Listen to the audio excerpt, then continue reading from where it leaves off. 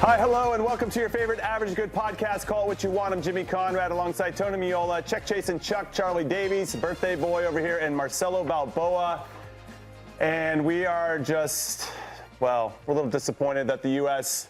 lost 3-2. It was 2-2. We thought we had it in the bag, came back from 2-1. But listen, let's take a look at the final results first before we get into my emotions here. Türkiye with a 3-2 win over the U.S., getting a late goal to nip us there at the end with all 3 points. Paraguay and Australia, 0-0. So both of those teams are going to advance into the next round. Australia will finish second. Paraguay will finish third. We'll have to wait and see where they end up in the big board. Still looks pretty good. So let's look at the positives, right? Yeah, we're on top of the group. +4 goal differential. Christian Pulisic is back. And he looked good when he came on the field. He can move. He's not restricted in any way. I'm going to focus on the positives here because I don't even want to have to talk about the guys who came in and didn't rise to the occasion, guys who didn't look like they were sharp. I don't want to focus on that. I want to focus on some of the things that we need to focus on heading into the match against Bosnia. Okay, so Christian Pulisic coming on the field, obviously that's a positive. Yeah. I thought Sebastian Berhalter was excellent tonight. Goal Weston and McKennie assist. was good Weston too. McKennie was very good. Who else stood out for you, Big Tones? That's pretty much it. Now, Trusty was good, obviously. Had a goal. Trusty was good. Got hurt, though, at the end. And yeah, I'm thinking the substitutes that came in this match. Tillman didn't really have a run out. It was nice to see Zendejas get on the field. Yeah, Zendejas, I mean, he looked confident. Gio got on a the ball. start. Yeah, Gio was okay in the game for sure. But there were some poor performances tonight. How about from a goalkeeper perspective? Happy with that tournament? I think okay. Came out for a couple crosses. There was one in the end though. He rolled the ball out, put us in a little bit of trouble, trying to speed it up a little bit. But all in all, I mean, nothing he could do on the goals. Okay, and then Cello, your thoughts overall? You thought too many changes at the start of the game. Game plays out. We're down 2-1 at half. We come back in. Sebastian Berhalter, what a goal to start the second half. Yeah. Then it seemed like it was us. Like there was a little bit of a version of us that we'd seen in the first 2 games against Paraguay and Australia. And then maybe some subs interrupted the flow. Trusty gets hurt, and they just catch one at the end. Yeah, you know, I think we all thought it was going to kind of be up and down. They started out great the first 10, 15 minutes. Then Türkiye kind of took the first half. Second half, you know, they came out and pressed and got the goal. And I didn't really feel like they were going to score on us. And then a few mistakes here and there. But I told you before, I'm just not a big fan of this tinkering, 11, 9 players, whatever you want to go with, the breaking of the rhythm. Now you walk away from this after 2 great wins. This country's excited.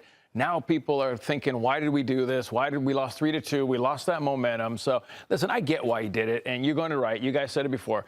You're going to need some of these players. So great, play a few of those players that you're going to need. But I hate the fact that now we lost. I don't care what you say. We lost today.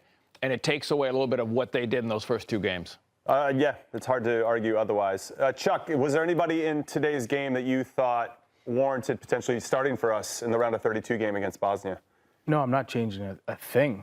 Weston? The first. Well, Weston's already in the 11. The first 2 games, I'm not changing a thing. I'm running that out. I'd probably say against Bosnia, we'd be looking to play the same team we did against Paraguay. More so than Australia. And Berhalter was already leading our team in minutes off the bench anyway. I thought he had a great performance. So if you did want to make a case for someone maybe being inserted in, who do you take out? Yeah, I don't know who you take out. There you go. Right. I wouldn't take anybody else out. I'd keep it the same. And that was what I thought was really good about our team. The Germany game, we started 10 of those guys in the German game started. Chris Richards came in for Miles Robinson against Paraguay, and then all of a sudden we started to look good. You get that consistency in the lineup. We look good against Australia again in good portions of that game. We find a way to get a result, and then we change everything, and it doesn't necessarily work. You could see, Cello, I'd love to hear your perspective on what the difference would have been with a player like Chris Richards and Tim Ream there today, just in terms of structure and balance. I think it's a 3 kind of way, because a goalkeeper is always important, because you're used to hearing that voice in the back. And then the spacing between the players, you know, I think it was key. A leader in the back that's pushing you forward, that's dictating the pace, that's very calm, very good on the ball.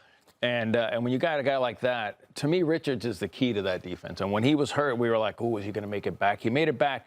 And you can see the difference, you know, especially in the first 2 games. So he would have been a big part. I mean, they might have still scored the goals. Who knows? But he is key. And for me, it's always how verbal you are, how you communicate with your players, how you read the game, because you've got to be able to see the game to see where the danger is coming this side. You got to know danger's here. You're yelling at these guys to tuck in. So it's a lot of communication. And I'm not sure when you see the spacing between McKenzie, Robinson, you know what I mean? I thought Trusty played well. I did. But you could see a few times Trusty's upset because the guys aren't coming back. The spacing's too wide. So listen, when you've got to have the spine. And when the spine is good, that's where all your leaders are. And I don't think that what we got today. You could see when Des came in, there were times where he was open. He just never got the ball in stride to really take advantage of it. Yeah, when Christian came on too, I thought we just started to look a lot more dynamic and started to have a little bit more fluidity on that side of the field. And rough night, I thought, overall for Tim Weah. Let's talk about Mauricio Pochettino, Big Tones. I know where Cello nets out on this, but what did you think about his tactics? Well, that's where more than the changes, I still want to see us with 3 center backs on the field. I mean, the numbers keep bearing out every time we see a back 4, right? We just don't find ways to win. We don't utilize a really important area of the field for us, and that's the wide areas, right? And we didn't get good wide play anyway tonight. I wonder what the formation change would have done because the performances were not good technically, right? So when you don't do things good technically, for me, it doesn't matter what formation you play. But having said that, maybe you feel more comfortable in that because that's what's working. But I'm with Chuck and these guys. I think we see this exact same lineup we saw against Paraguay. Okay, let's talk just Ricardo Pepi really quick. As our resident number 9, he's been arguably the next guy off the bench if Balogun comes off for whatever reason. Not a good performance from kind of invisible, but not necessarily all his fault, Chuck, right? You've been in situations, too, where if you're not getting the service or if the ball's not, or the game isn't playing out the way that you want, it's hard to be as impactful as you can be. Well, you also have to remember that Ricardo Pepi is built off of coming into games where there really isn't a rhythm and it's 0 to 100 and him still finding a way to make a difference, and typically with goals. And today, 1, he wasn't involved, but 2, not that he didn't get the service, but there weren't real opportunities for him to, 1, get on the end of a cross, 2, beat his defender. There were a couple times where balls were played to him, but the touch wasn't really there, and you could tell it was a little bit of a struggle, and it was a wrestling match for him most of the game because he was occupying 1 or 2 of the Türkiye center backs, and they were dealing with him physically. Physically today, the Türkiye back line stood out. They, especially that right back we saw, were able to outrun. They were a step ahead. They could read the play and anticipate a lot of the passes, a lot of the runs. We played a little too predictable. And it showed because we lacked the creativity in the final third. We weren't creating a number of chances. Any chance that we created, we could have seen it 3 or 4 plays before. It wasn't anything that came up and you go, oh my God, they maybe someone saw a pass that we didn't necessarily see coming. Certainly Türkiye didn't. Everything that came into that final third, Türkiye saw it. All right, let's take a look at, I think, our overall ratings, if we have that with SofaScore. I know we talked about it a little. Okay, we don't have it yet, but when we do, I guess it's kind of getting into like... Let me ask, we're center backs. Yeah. When you're marking a guy like Pepi and he's not faster than you, what do you do? He's not faster than me? He's not faster than you. What do you do? Oh, you just keep kind of pushing your line up. If there's someone faster than you, what do you do? You drop off and give yourself a cushion. When you have somebody faster than you, that opens up space in the midfield. There was no space today because they were not afraid of Pepe getting in behind. And that's why I thought even put Way up there for once. Put him up there for a little bit, push Pepe out wide, put a few balls over the top, and just put a little panic in them that Weah's pace could get in behind. But we never switched it up. We stuck to... Yeah, I was surprised when Weah was being ineffective on the left. Why not just flip-flop with Brendan Aronson and just see what it looks like? Even if your coach isn't telling you, you could just look at each other. Hey, just let me get like 5-10 minutes on the right or on the left. It was like he was stuck in reverse. Yeah, it really was. I was disappointed. I was hoping that he would come out and really take his opportunity with both hands. So that's the lineup as you see it. Pretty much played in that formation for the most part. Trusty and Scally stayed home, and I think that kind of got away from what makes us great. But obviously, these aren't the players that are going to play like Jedi and Serginho Dest. So not going to necessarily squeeze all that potential and allow us to create overloads in different areas of the field. All right, let's talk a little bit about Türkiye. And Big Tones, I'll come to you on this. How do you think they showed up tonight? With the right attitude, for sure. I mean, clearly a team that was playing with pride. right? And for pride and for maybe even the future of, an identity for this team. They've been in the World Cup 4 times. 3 times they've been grouped. It was the only time it was 2002, right, where they made it. They were in 3rd place in that, right? So I think they approached the game. They had 2 ways to look at it, right? Battle and fight for the badge, or just roll over and get on a flight tomorrow and go home, and it doesn't matter what happened. They chose choice A today, and I respect them for that. So I told you before, I watching them play before, I didn't think they were going to roll over and die. You got pride for your country. I mean, they've played the U.S. before. They knew the U.S. I think they were just unfortunate because they did hit the post 3 times in their last game against Paraguay. 1 would have gone in. I think this is a team you would have seen in those other games. So I never thought they were going to roll over. They were just who we thought they were going to be. They were going to press. They're going to be difficult to play. And they did everything what we expected them to do. Charlie, one of the most disappointing teams for you in this tournament? Turkey? Yes, without a doubt. First time in the tournament in 24 years. Arda showed up today. Yeah. The first 2 games, he didn't play with that type of intensity. And the rest of the guys, for that matter, didn't play with that intensity. So it's one of those things where after the tournament's over, you go, what the hell happened? Yeah. Why didn't we play like this the other 2 games? But the U.S. did rotate their squad. Yeah. Right. So has to be taken into consideration, of course. Here are the final group standings for Group D, E, and F. The U.S. on top of Group D. Australia 2nd, Paraguay 3rd, Türkiye. Thank you for coming. Have a safe flight home. Germany on top of Group E, Ivory Coast 2nd there. Ecuador with exciting win over Germany there to get 4 points. They're going to qualify for the next round. Curacao is last. And the Netherlands. Football. Netherlands up top on Group F. Japan 2nd, Sweden 3rd. And Tunisia, another team that's very disappointing World Cup, but they are on the bottom.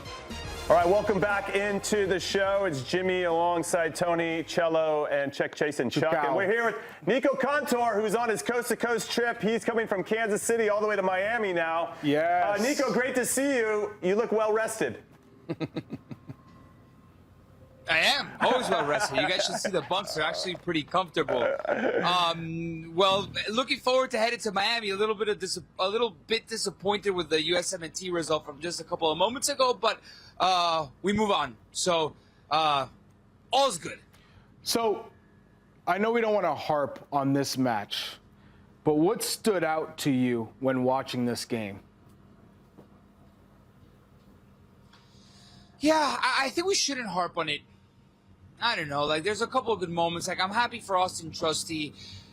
I don't want to be negative. I think the U.S. shouldn't look at this game, and hopefully that doesn't stop momentum. I'm curious to see how it affects the group moving forward into the next game. Like, what's the takeaway from a game, Chuck, where you make nine changes? To be honest, I don't think it's going to change much, Nico. I don't think the guys who got a rest are going to be affected by the result. The guys who came in and didn't do the job, I think they will be affected because they know, man, Pochettino might not count on me because I didn't pull my weight. But Sebastian Berhalter stood out, Austin Trusty stood out, and Weston McKennie still stood out. And Pulisic when he came on, I'm glad he's okay. Yes. And I'm glad he can be at 100%, which is amazing, right? That's also a really good sign. Berhalter was great. Pulisic was great. Trusty was great. I mean, I don't want to harp on the bad things that happened in the game because how much should we read into it, Chuck, like you say? Not that much because we tend to be extra negative when the U.S. loses and we tend to hype this team up a lot when they win outside of the World Cup. But like I've said, like I've always said, and a lot of people say, World Cups, you play it from least to greatest, in crescendo. You start here and you work yourself up. Hopefully this isn't a hurdle. Okay, talk to us about then your time in Kansas City so we don't have to dwell on the U.S. performance for too long. What was it like? Did you enjoy the barbecue? How were the fans? The Dutch fans are incredible. Like, tell us about your time there. Jimmy, I'm curious, where do you rate KC in American cities? Because I didn't know it that well. I'll jump in. For like hosting parties like that, I think they're amongst the best in the country. They do a really good job. It's been a watch along type city for a long time now. Yeah, I'd say like it's probably top 5. Yeah, and I totally Boston's agree. top 3. Okay, here we go. Kansas Here we City is go. top 5. Boston's top 3. Here we go. So it's fine. That's a little biased. Fair. Sure, but I told you, I think you're absolutely right. Listen, I had never been to a party, and Kansas City knows how to host. It was awesome to be there, and I didn't know it was such a big immigrant community in the middle of the country, and their soccer history, from what I learned, is a quintessential American experience because you've got immigrants from all over the world showing up to Kansas City and building the foundation of its football culture. And we saw the Mexico fans yesterday. We marched this morning with the Dutch fans as well, where, sure, you got a couple of thousand Dutch fans in that iconic Dutch march, but the majority of the people there were Kansas Cityites.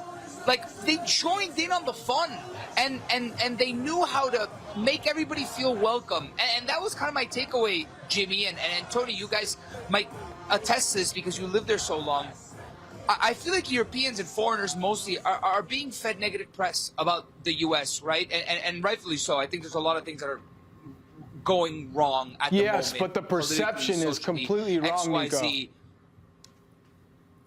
When they arrive here, it changes. They realize that perhaps the people of the country aren't the leaders of this country. And in Kansas City, people were so warm, so welcoming, so noble. And it was awesome to see. You know, there's a lot of people who had never watched soccer in their lives, Kansas Cityites, but that's a sports town with a big sports culture. And they showed up for the World Cup. They knew that this was a big deal. And even if they like soccer or not, they showed up, and it was really cool to see. No, great people. I lived there for 8 years. I think it's a hidden gem of this country, so I'm glad you got to experience. But you didn't answer my question about the barbecue. I know you've got a long history in barbecue. Where does Kansas City rate for you? Asado? I was going to say, being Argentine with the meat. Come on, give us an insight. No, this guy Nico can cook. Yeah. I've been to the but I'm saying, backyard. being Argentine, he knows barbecue meat, so I'm curious. I'm going to trust it, whatever he says. Bosh, if he can cook it. So, let me put it this way. Like, it's Kansas City barbecue is extraordinary. It's up there with some of the best barbecue that I've had. It's like deciding between Messi and Ronaldo. Clearly, there's an obvious choice which one's favorite, but if you choose the other one, you're not that far off. So Kansas City barbecue, it was unbelievable. Oh, you and Zeus? Okay, Zeus took you out there? Yeah, man, and Zeus. Yeah, bro. He's post-retirement, and he's another example of a person from outside showed up to Kansas City and he retired and now he lives there. His life is there, and he says he used the word sticky. He's remained in the city because he kind of now has established roots, and it's cool to see a World Cup participant with the U.S. men's national team just showing me the ropes of what it's like in KC. So. That's a long answer. Short answer, it's a very close second, Kansas City barbecue, Jimmy. All right, so now you're heading to Miami next. You're going to catch Colombia versus Portugal. We're all jealous of that. That's going to be a fantastic game. How excited are you for that matchup? Yeah, most sought-after ticket of the World Cup group stage, by the way, Colombia against Portugal. Obviously, Colombia has a massive demographic in Miami, in the United States specifically. And I think the backdrop to this Colombia game, there was recently an election in Colombia. Probably, I would say it was their most polarized election in Colombian political history. And people who live in the United States that are Colombian that voted tend to vote for the guy that won. So obviously the debate is still up in the air about the future that Colombia should take. Nonetheless, the anthem, it is going to be a proud moment because the election kind of cast a massive shadow on this World Cup for Colombia. And as the national team departed Colombia, and now they're here, that's resolved. to a certain degree, they're moving on. So I'm curious to see what that anthem is going to sound like. A very passionate country. My wife is going to get to go to the game. My wife is Colombian. Obviously, Colombia has a very special place in my heart. She's never been to a World Cup game. You were married in Colombia as well, and then she's going to get to see her national team. There. I was married to Colombia, of course. Yeah, so it's going to be nice to watch, and the fact that they go up against one of the best players to have ever played, one of the best players that I've ever seen in Cristiano Ronaldo and Portugal, who are trying to lock down a top spot. Yeah, but Nico, you said that's the biggest so many elements. You said that's the biggest ticket, right? You said that's the biggest ticket of the group stage. How is that compared to tomorrow's France-Norway, Mbappe-Holland? Where do you sit with that? I mean, that's a pretty impressive matchup as well, no? Yeah. Chuck's only saying that because he's going to that game. You going to that one, Chuck? Yeah, I'm going to that one with my fam. You know, I just have to throw it out because I'm going. It's for his 40th birthday. That's why he's going. Chucky. How much? How much you pay? How much you pay, Chucky? Hey, you know, all I got to say is I'm just grateful to be going to the game. Here we go. You know? I love that. Yeah. Nico, thank you so much for your time, half of man. your kids' tuition, right? Yeah, exactly right. Nico, have a great rest of your trip. We appreciate everything that you're doing. Bye, great guys. content as always. Ciao, Nico. Legends. Nico Thank you. Cantor, everybody. 3-2 loss to Turkey today, but we still won the group, and we have a date on July 1st with Bosnia. That'll kick off at 8 p.m. Eastern in the Bay Area, and that should be a really good game. I'm looking forward to it. But before we get into Bosnia, I did want to look back at the SOFA score, because we had the player ratings for the SOFA score, kind of see who did the best. And it looks like Sebastian Berhalter is our highest rated player at 8.2. Weston McKennie and Austin Trusty in the greens as well, looking good there. Everybody else, I think Christian Pulisic, Freeman came in, but everybody else not as high of a ranking. Miles Robinson, 6.6. I don't know if SofaScore is watching the same game that we were, but he didn't pass the eye test for me at 6.6. What are we saying on these ratings, Big Tones? Yeah, I mean, I don't know. I suppose depending on what. But Berhalter was our. Yeah, Berhalter, I think for sure. McKennie, those, and Trusty. I guess the guys in green, of course, the substitutes as well came in. Maybe Zendejas a little bit higher. He was active on the ball, but didn't create a lot of chances. Didn't have enough time probably, but. Yeah, I suppose I'm good with them. Yeah?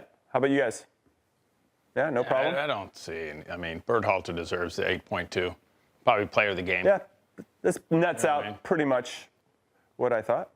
All right, nothing, Chuck? You good? Yeah, you know, sometimes these numbers can skew positively or negatively for a player. And, you know, a 5.9 for Pepe. Was he bad? No. Was he involved? No. So 5.9 for me, that's a little harsh for him. But if Weah's a 5.8, Yeah. then Scally should be around a 5.9, 5.8. Miles Robinson should be a 5.5. You know, McKenzie should be like a 5.9. So, you know, these numbers are +5, -5 around what they should be. I think what's clear to us, right, is Berhalter was the best player amongst the bunch. He had the biggest impact. McKennie had a solid game. I thought he was good in a lot of instances, but he would make a good play. He'd look up, and it was like no one else was on the same page as him. Mm-hmm. So he was naturally going to struggle because no one else were in the right positions or making the right runs. Trusty, I thought in the air, he was dominant. He was going after everything in the air, scored off the corner early on. He had a really positive performance for me. Yeah, it's going to be interesting to see. And I think your description of Weston McKennie kind of speaks to the rotation. You change that many players, then all of a sudden you don't really know where everybody's going to be in high-pressure situations. You know, he'd look and he'd be like, well, no one's there. Yeah, I'm not surprised by that. Not surprised by that at all. All right, let's take a look at the bracket as it stands right now. This is going to be into the quarterfinal, the road to come. So this is going to be the highest odds via The Athletic. I would take this all day. Yank my hand off. Of course, you know, it's hard to speak so positively about your road, your path, given you just lost to Türkiye. I get it. But you don't have to deal with anyone that is of that top caliber until the quarterfinals, which would be Spain, Colombia, or Croatia. It's one of those three teams you would face if you take care of business. Whew, that top four is spicy. Down here, obviously, it gets more favorable, I think is the word we've been using. Think about Colombia, what they have to go through, the gauntlet of Croatia and then to Spain. That's that's the type of gauntlet they have to get through, where we got Bosnia, and no disrespect to Bosnia, they have some good players, but that's a team we should expect to beat. If we play the way we did against Paraguay and Australia at times, we should beat them. Now, Egypt and South Korea, both beatable. South Korea, this tournament in particular, have not looked like what I expected. I thought they'd be a little bit better. How are you feeling about this? Yeah, I think we'd sign up for this any day of the week, right? Yes. Of course, there's still some work to do, and I don't mean that disrespectfully. I mean, you just look at the names, right? Yeah, I mean, it's clear that, and I think they would all tell you the same thing. By the way, they would all say as well that they would sign up for this part of the bracket as well, right? They don't want to be in that side of the bracket. But, yeah, look, we got to focus on this one first. And I think we know the opponent now. I think I saw the stat earlier, Pochettino 0-6-0 against European teams. Right, so we got to get over that hump here. Of course, as an Italian American, right, I'm looking at Bosnia. I know what they did to Italy and knocking them out. That always scares me a little bit. Couldn't Portugal be up there in that first one with Colombia and Yeah, Croatia? I mean, this is still as it stands at this moment. So we still have some games tomorrow that could impact. Potentially, that could be a Portugal-Spain in round of 16. Yes, it could. So it's Colombia or Which is Portugal. ridiculous. Yeah, that's just wild. There's some round of 32 games that are going to be absolutely banging. And we'll get into the full bracket a little bit later. Cello, any thoughts on this? I love that we're playing in San Francisco. I love that we're going back to Seattle, hopefully, right in there. But listen, I mean, there's no easy team anymore. Because they're going to come out because they know that they're getting into a round of 32. They're going to come out. They're not going to give up. So this is going to be a fight. It's going to be a battle. And either way you look at it, when you get Bosnia, or if you get Egypt or South Korea, it's going to be a battle. So there's no, like, I love this. Don't get me wrong. It's favorable. But at this stage of the game, anybody can beat anybody. These guys remind me of Australia, the way that they play. Sit back. They're hard. They defend. They'll go on the counterattack. Maybe a little bit of a few more technical players in this group for sure, but it's that type of game. I don't think it's going to be, a typical flowing game. Maybe tonight, like Paraguay too. Paraguay, same thing. Yeah, trying to disrupt you. So they've seen, my point for saying is they've seen now an opponent or two, right, that plays in this manner. So they should feel comfortable with this, right? It's not like Spain plays. It's that they're completely different European side. So Bosnia beat Qatar in their last game 3-1. Was there anything that you saw in that game? Because they went a little bit younger, Bosnia, and they ended up scoring a couple good goals. There was just more energy to their game in the way that they attacked, the way that they made runs. The intensity was higher. You could just feel that they knew what was on the brink of happening for them, and they're in a great spot. By the way, Esmir Bayraktarovic grew up in Wisconsin. I watched him play at the New England Revolution. You know, he got his chance with the national team with the U.S. and then ultimately goes to PSV and decides to represent Bosnia. And here's a fantastic opportunity to play in the country he's grown up in. Yeah, it's very exciting, and I can't wait for this game in particular. Paraguay 0, Australia 0. The lowest XG of any game in this whole tournament, 0.83 combined. You absolutely love to see it or not. Not love to see it, but doesn't matter. Both of them are most likely going to go into the round of 32. They're both going in the round of 32. And it's looking like the Socceroos are going to take on Belgium.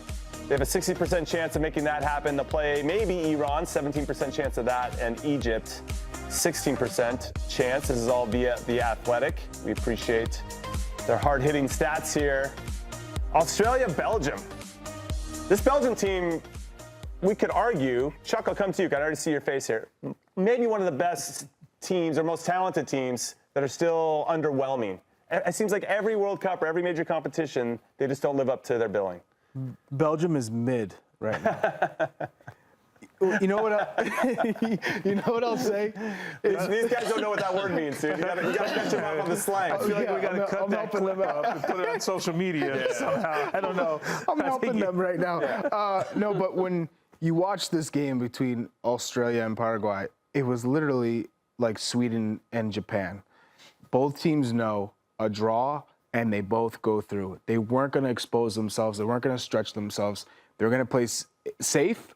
Now, if they capitalize on a mistake or a set piece, great. But they weren't ever going to be throwing numbers forward and doing that. Australia at the moment, I think they have a lot of confidence knowing that they messed up against the U.S. And I blame Popovich on his coaching decisions. He got out-coached, and he tried to, switch up the tactics and go too much into the details and changing what made them successful, especially against a Paraguay in the first game, and playing on the counter and using pace on the wings. So now, I think going into this game against Belgium, if they have their identity down, which I think now they've reestablished that, they could get a result against this Belgium team. This Belgium team has struggled in this tournament. Poorly coached, poorly managed, and Belgium just aren't playing to their potential. All right, this is Australia's 6th World Cup. This is the 3rd time they've made the knockout rounds. Pretty good return rate on that, 50%. Cello, do you feel like if Belgium saw Australia, they'd probably welcome it in some ways because they're not playing one of the bigger teams, but I still feel like Australia's going to be a tough out for whoever they play. Oh, I agree. I think it's very hard to break down that 5-4-1. They're very good in transition and counterattacks. But again, listen, we know what Belgium has. They just haven't lived up to that billing right now. But if they do, then we go back to what they did to the U.S. You go back to that team with that energy they had, with De Bruyne maybe sitting a little higher instead of dropping back as a 6 because he's more dangerous, closer to goal. If Lukaku gets in and he getting fitter every game and he's a little bit more clinical in front of goal, I don't know if I'd want to face Belgium, even though they're not playing well. But all it takes is one game they kick in. But right now, I think Australia's just thrilled to death to be into the next round, and they'll take whoever they get. I was just looking at some of their players there. I wonder if they learned anything, or if they will learn now if Australia is a team from what Mauricio Pochettino did with 2 forwards, right, and occupying those 3 center backs, right? It was a pretty good formula against Australia. It worked for us. It could work for them for sure. They just don't have 2 forwards. But you could throw Doku. You could get Doku a little higher. They can put Torre up there. No, Belgium. Belgium. Belgium has nothing. Lukaku is he's not even 50%, I'd say. And then De Ketelaere has played in that. He played there against us, right? If I remember. Yeah. He played as the striker, right? Yeah. So I guess they got to mix it up. But the idea was to just occupy the 3 center backs for Australia, and they struggled with that, right? I'm just thinking maybe they learned something from Pochettino. I think what's interesting, I kind of put Belgium in the same category as Senegal. They haven't played their best game yet, but when they do, watch out. So we'll see the Socceroos run into that. New Zealand I think they have the ability. Some of their players do have the ability to hit the switch, but I don't know if their whole team has it. And I don't know, to your point, I don't know how well they've been managed so far. Let's talk about Christian Pulisic. He's the subject of one of those documentaries. Came in, I thought he looked really bright and sharp. Our attack improved immensely, I thought, when he stepped on the field. And we just got more dangerous when he came on. That's a good sign for the future. No hesitation in his game at all, and I think that's what we wanted to see, right?